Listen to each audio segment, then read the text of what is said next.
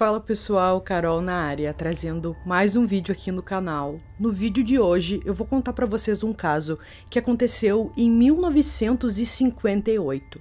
É um caso muito estranho e o pior é que envolve praticamente uma família inteira. Se você se interessa por esse tipo de conteúdo, casos criminais resolvidos, de mistérios, já se inscreve aqui no canal, trago esse conteúdo para vocês todas as semanas. Então, se inscreve no canal, deixa um like nesse vídeo que é muito importante, deixa um comentário também dando a sua opinião sobre esse caso aqui. Não esquece de ativar o sininho de notificações para sempre receber uma notificação quando tiver um vídeo novo aqui e bora pro vídeo.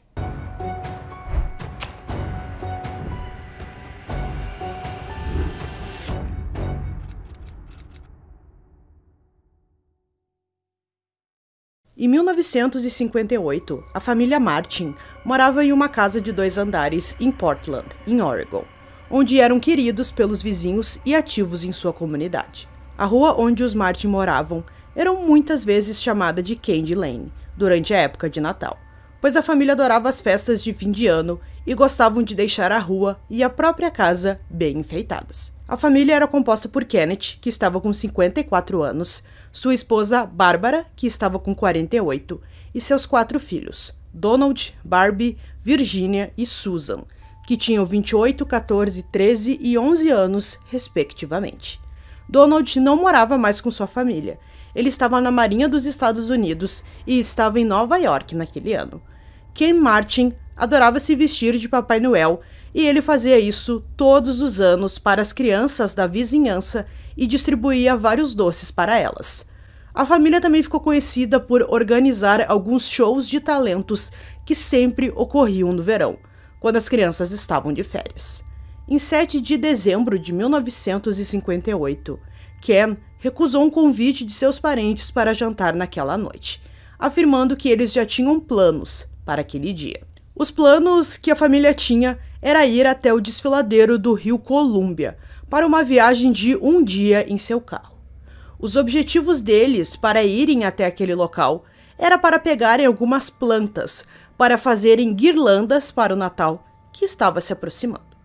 Os relatos variam quanto ao momento exato em que os Martin saíram de casa na tarde de 7 de dezembro. Ellen Tim, que morava na mesma rua, lembrou-se de tê-los visto sair por volta das 2 horas da tarde, enquanto Frank, que também era vizinho, que estava lavando seu carro do outro lado da rua, afirmou que era perto da 1h30. Então foi mais ou menos nesse horário que a família iniciou a viagem.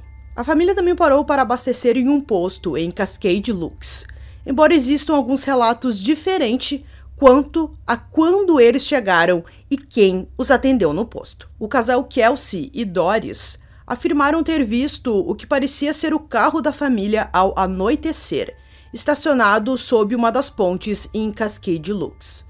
2 homens estavam parados ao lado do veículo, conversando com os passageiros. No dia seguinte, algo muito estranho aconteceu, porque nenhum dos membros da família Martin foi visto. O Ken não foi trabalhar e as 3 meninas não foram para a escola. Então o chefe do Ken achou aquilo muito estranho, porque ele não era um homem de faltar o serviço sem avisar. Então ele decidiu que era hora de chamar a polícia e todos os 5 foram dados como desaparecidos e rapidamente começou uma investigação para descobrir o que tinha acontecido com eles. A polícia do condado de Multnomah e do condado de Wood River assumiu o comando das investigações. Ao longo dos dias e semanas seguintes, os investigadores reuniram os relatos de testemunhas e revistaram extensivamente a área, tanto em terra como nas proximidades do Rio Columbia. Por a polícia não conseguir muitas provas, eles teorizaram que a família tinha sofrido um acidente e caído no rio. Um detetive amador chamado Donald Bain fez uma das descobertas mais importantes na investigação quando encontrou marcas de pneu levando a um penhasco em The Dalles. Ele também encontrou algumas lascas de tinta que eram compatíveis com a cor do carro da família, em algumas rochas. A localização dos rastros sugeriu que um acidente era improvável, pois o local não ficava próximo à estrada. Os esforços para fazer buscas nessa parte do rio em The Dalles foram canceladas quando 2 policiais rejeitaram a ideia, alegando que era muito perigoso e que nenhum mergulhador deveria ser enviado até lá. Mas alguns mergulhadores falaram com o detetive principal e disseram que seria um bom lugar para mergulhar e que qualquer pessoa que tivesse experiência não teria problemas nesta área. Em 1º de maio de 1959, a âncora de uma plataforma de perfuração ficou presa em um objeto pesado perto de The Dalles. Mas eles não conseguiram trazer esse objeto até a superfície, mesmo depois que ele foi tirado ali do local. No dia seguinte, Ellery Colby e sua esposa viram 2 corpos flutuando rio abaixo enquanto pescavam perto de Cascade Louks. Nos dias seguintes, os 2 corpos foram recuperados e os registros dentários confirmaram suas identidades como Virginia Martin, de 13 anos, e Susan Martin, de 11. Embora a causa oficial da morte de ambas as meninas tenha sido o afogamento, um técnico teria avisado o que ele acreditava serem ferimentos de bala em cada uma de suas cabeças, e foi informado ao médico legista responsável, o Dr. Waterman. Mas no relatório, o Dr. Waterman afirmou que nenhum desses ferimentos foi encontrado. Da mesma forma, nenhum relatório policial ou artigo de jornal na época indicava a presença de quaisquer sinais de crime.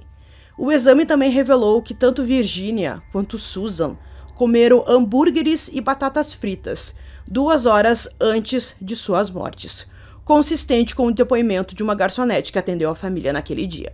Pedaços de metal, incluindo alumínio, foram encontrados nas roupas de Susan. Curiosamente, uma fábrica de alumínio estava localizada perto, onde a plataforma de perfuração encontrou um objeto no rio, mas não conseguiram recuperá-lo um dia antes dos corpos serem encontrados. Foi aí que algumas coisas estranhas começaram a acontecer.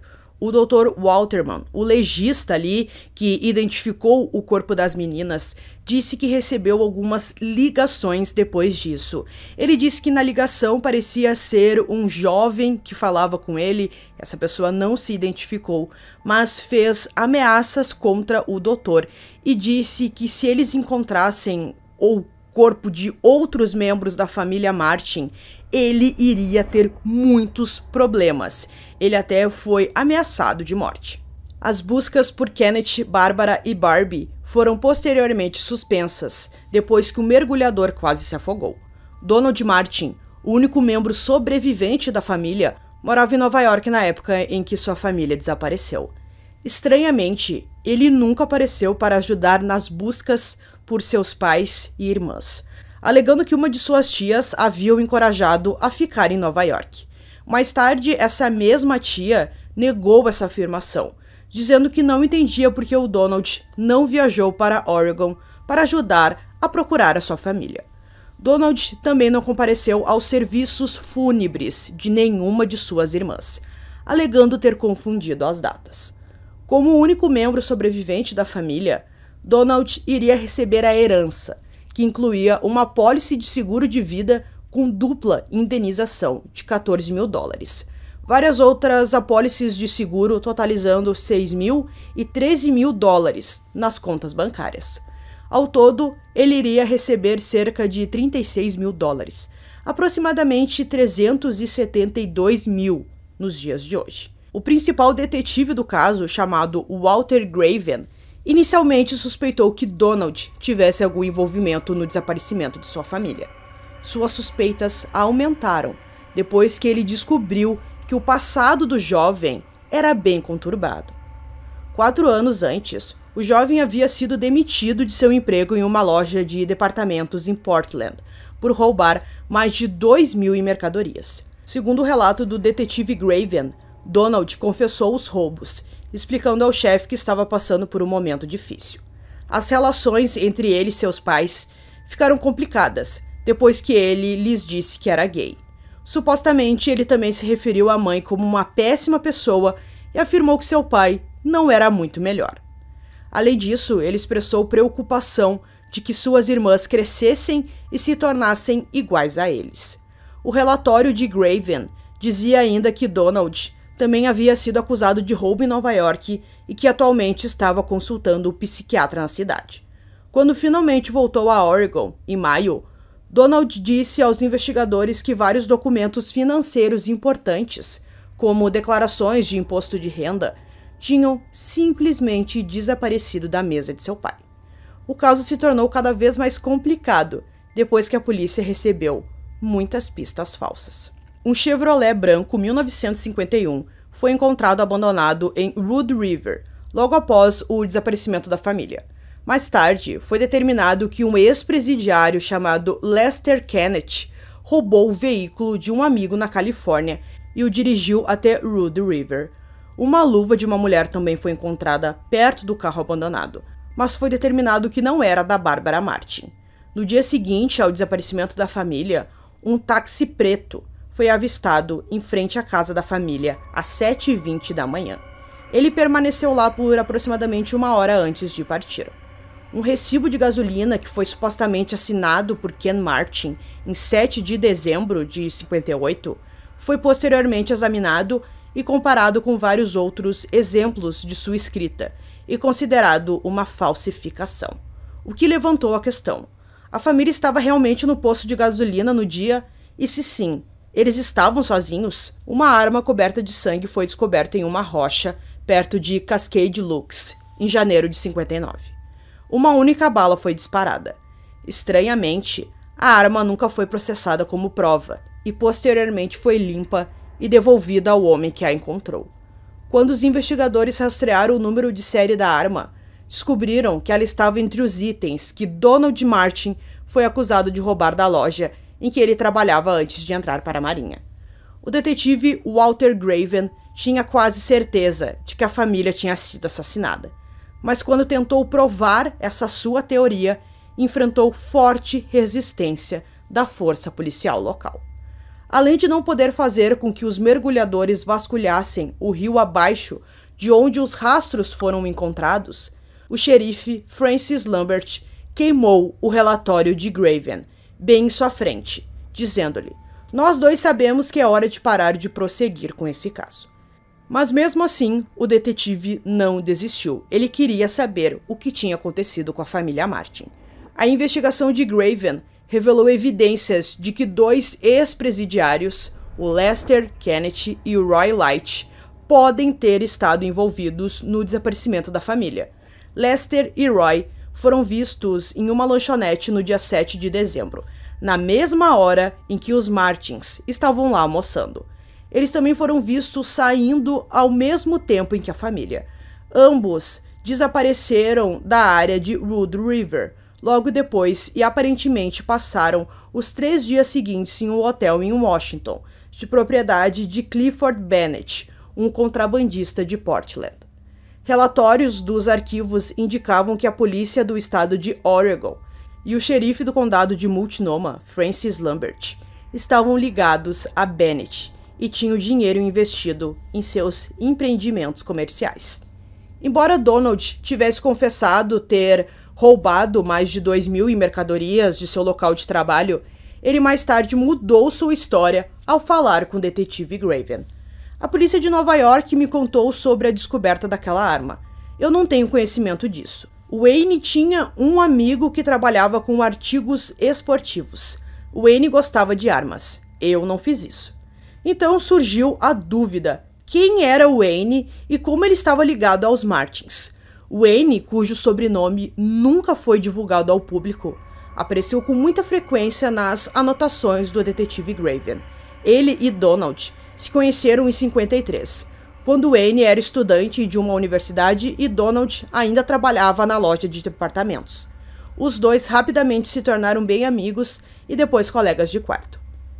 Muitos anos depois, em 2008, Wayne deu uma entrevista que, depois de descobrir a orientação sexual de Donald, Ken e Barbara enviaram Donald para o leste para frequentar uma faculdade cristã em Connecticut, mas ele decidiu que era o momento de ingressar na Marinha.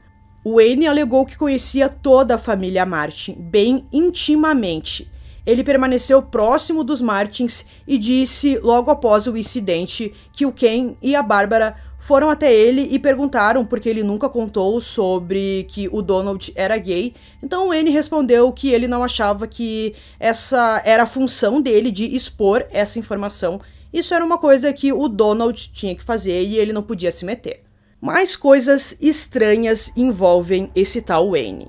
Ele conheceu 2 homens em 53, Lester Kenneth e Richard Hunt. Bom, a gente sabe que são 2 ex-presidiários que têm uma forte ligação com o desaparecimento da família Martin. Além disso, Wayne tornou-se amigo de um colega que era jogador de futebol enquanto ele estava no ensino médio. Esse amigo estava supostamente ligado ao crime organizado e se tornou motorista de táxi. O que faz a gente lembrar é que no dia seguinte ao desaparecimento da família Martin, tinha um táxi na frente da casa deles. De início, o detetive acreditava que Donald poderia estar envolvido no desaparecimento da família, mas depois ele mudou de ideia e acreditou que o Wayne tinha alguma coisa a ver. Uma teoria que foi bastante discutida nesse caso e que também estava presente ali nas anotações do principal detetive era de que a Barbie, a garota que tinha 14 anos, estava grávida. O detetive fez algumas anotações de que ela foi até o médico da família, mas ela não foi até o pediatra, que até então ela sempre ia no pediatra e do nada ela foi até esse médico. A gente não sabe o que aconteceu lá, não tem nenhum exame, nada, mas alguns acreditam que ela estava grávida e que ela e sua família foram se encontrar com o pai da criança naquele dia e as coisas saíram do controle. Mas também é só uma teoria, nunca foi confirmado. Em 1969, Donald enviou ao detetive Graven um estranho cartão de Natal que lembrava uma nota de resgate, composta por várias letras de tamanhos, formatos e cores. Dizia o seguinte: "E eles desceram das colinas e não tiveram mais medo." Estava escrito em francês. Acompanhado estava um desenho feito pelo próprio Donald, provavelmente, de um jovem cercado por 3 crianças, uma das quais segurava um cordeiro, 2 ovelhas e o que parecia ser um penhasco ao fundo. O desenho de uma das crianças tinha uma notável semelhança com uma imagem de Susan Martin segurando o cordeiro. Esse caso assombrou Walter Graven até a sua morte em 1988. Ele acreditava firmemente que poderia ter resolvido se apenas o carro ou os outros 3 membros da família Martin fossem localizados, mas infelizmente isso nunca aconteceu. Donald se casou e formou uma família, passando o resto da vida no Havaí. Ele faleceu em 2004. Segundo os filhos, ele falou muito pouco sobre sua família ou sobre o seu desaparecimento. Eles também se recusaram a falar publicamente sobre o caso. Então, pessoal, concluindo esse caso para vocês, um caso muito estranho e muito suspeito também. Parece que a polícia tem alguma coisa a ver. O detetive Graven tentou de todas as formas ali resolver esse crime, mas é realmente muito complicado, até porque ele não conseguiu fazer muitos avanços por causa da polícia, tava ali tentando esconder alguma coisa, talvez. Tem a questão do Donald, que a gente fica pensando, bom, será que ele tirou a vida da família pra ficar com a herança que ficou pra ele, porque ele foi a única pessoa que sobreviveu. Tem aquele amigo dele, o Wayne, que é bem suspeito também. A gente pensa, será que ele teria algum motivo para fazer isso com a família? Lembrando que ele era muito íntimo deles. Enfim, é um caso muito difícil, aconteceu em 1958. Provavelmente nunca vai ser resolvido. Mas deixem aqui nos comentários o que vocês acham que aconteceu com essa família. Será que foi um acidente? Será que tem algum crime envolvido? Então eu espero que vocês tenham gostado desse vídeo. Esse foi mais um vídeo aqui no canal Durmam Bem. E até o próximo.